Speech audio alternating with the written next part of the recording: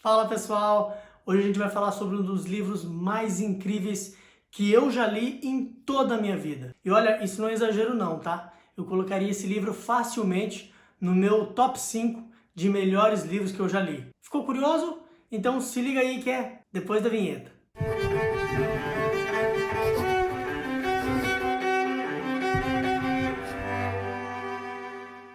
Bom, então hoje a gente vai falar sobre esse livro maravilhoso, que é O Sol é para Todos, da autora americana Harper Lee.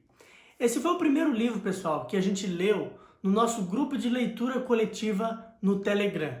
Portanto, se você ainda não faz parte do nosso grupo de leitura coletiva no Telegram, é só comentar aqui embaixo, eu quero, que eu já mando o link para você fazer parte com a gente. Mas falando então de O Sol é para Todos, trata-se de um livro que vai contar a história da família Finch, narrada pela pequena Jean-Louise, conhecida também como Scout, que tem apenas 6 anos, junto com Jen, que é um pouquinho mais velho, e o pai deles, o Atticus Finch. Também é importante citar um amiguinho deles que vem visitar eles no verão, o Jill, e também a Calpurnia, que é uma cozinheira da casa, mas é uma espécie de membro da família, porque o Atticus perdeu a esposa, então ela meio que assumiu essa função de matriarca. A história se passa numa cidadezinha no interior do Alabama chamada Maycomb.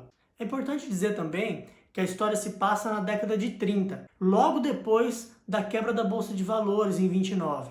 E isso é importante a gente saber porque essa cidadezinha é profundamente afetada pela crise. Então essa primeira parte do livro, ela é toda focada em nos ambientar sobre como era a vida naquela época, a vizinhança da Scout, a introdução dela na escola. E essa primeira parte é engraçada porque a Scout, ela é muito sapeca, ela é uma verdadeira moleca. Então ela vive ali no meio dos meninos e vão se passar inúmeras aventuras. Dentre elas, a gente tem que destacar o mito criado em cima de um vizinho da Scout, que era um sujeito assim meio excêntrico. Ele optou por viver enclausurado, não saía de casa para nada. Então você imagina, aquilo era um prato cheio para a mente criativa dessas crianças, que ao mesmo tempo tinham muito medo, elas não conseguiam sequer passar na frente da casa, mas também tinham um fascínio muito grande em descobrir por que ele optou em viver assim. No final do livro acontece uma coisa assim incrível com o Boo Radley, mas é claro que eu não vou contar aqui para não estragar a experiência de quem ainda não leu o livro. Na segunda parte do livro, a gente tem então uma questão um pouco mais séria. O pai das crianças, que é um advogado, o Atticus Finch, é designado pelo Estado para fazer a defesa de um jovem negro que foi acusado de estupro. Agora a gente precisa abrir um parêntese aqui para falar sobre o contexto do sul dos Estados Unidos na década de 30. Se hoje, em 2020, a gente ainda tem inúmeros casos de racismo, naquela época o racismo era institucionalizado. Os brancos tinham o lugar deles e os negros, em posição de submissão, tinham outro lugar. Para vocês terem uma ideia, num ônibus os brancos ficavam na frente e os negros ficavam atrás. Se entrasse um branco e o ônibus estivesse cheio, o negro que estava sentado tinha que se levantar e dar lugar para um branco. E é nesse contexto do livro que vai se criando um dos personagens mais incríveis e admiráveis da história da literatura, o advogado Atticus Finch. O Atticus, ele é uma espécie de guia moral do livro, uma pessoa completamente descolada daquela sociedade preconceituosa e que tenta ensinar os valores corretos da melhor maneira para os filhos.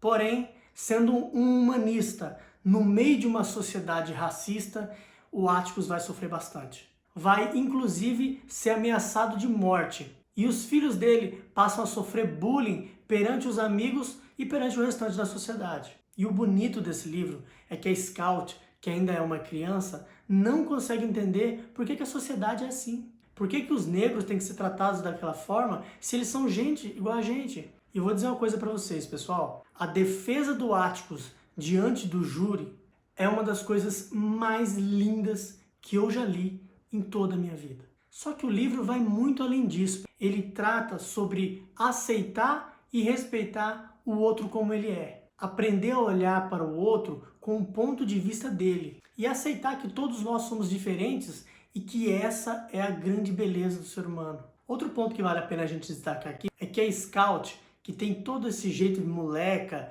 e gosta de brincar no meio dos meninos, sofre muito porque a sociedade naquela época dizia que ela deveria ser criada como uma dama, para ser uma boa esposa e uma boa dona de casa. E além disso, o livro também traz uma crítica ao sistema educacional da época, porque a Scout aprendeu a ler com o pai e ela inicia as aulas já sabendo ler e é repreendida pela professora, que dizia que ela tinha que aprender tudo de novo do zero, porque o único jeito de ler e escrever que era aceitado era o jeito da escola. Então, como vocês viram, esse é um daqueles livros que dá pra gente extrair muito assunto dele. E interessante a gente dizer também que ele traz muitos traços autobiográficos da autora. Então, por exemplo, o pai da autora era advogado e também defendeu uma causa negra. A Harper Lee também tinha um irmão que era 3 anos mais velho que ela. A cidade de Maycomb foi claramente inspirada na cidade onde a Harper Lee nasceu, que foi Monroeville,